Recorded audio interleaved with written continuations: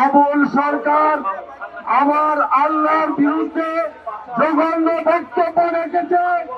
সেই বক্তব্যের সমর্থনে তোমরা বাক স্বাধীনতার নামে তাদের পক্ষ অবলম্বন করেছে, অথচ তুমি নিজেকে মুসলমান দাবি করো। মনে রাখতে হবে, বাক স্বাধীনতার সীমা থাকতে হবে। মুখে যা ইচ্ছা তা বলার নাম বাক স্বাধীনতা নয়। মুখে যা ইচ্ছা তা বলবে আর সেটাকে বাক স্বাধীনতার নামে চালিয়ে দেবে, তৌহিদি জনতা এটাকে সহ্য করবে না।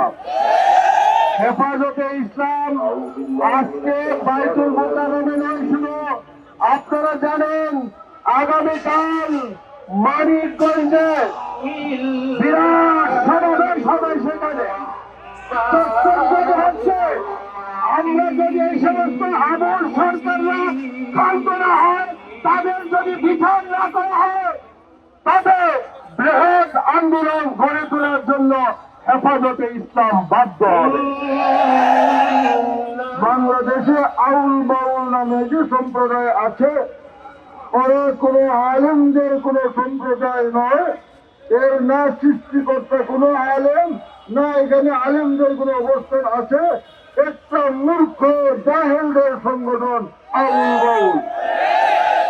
আর এখান থেকে মাঝে মধ্যে কুফরি কথাবার্তা বলা হয়, কোরআন সুন্নাহর বিরুদ্ধে, নবী রাসূলের বিরুদ্ধে কথা বলা হয়।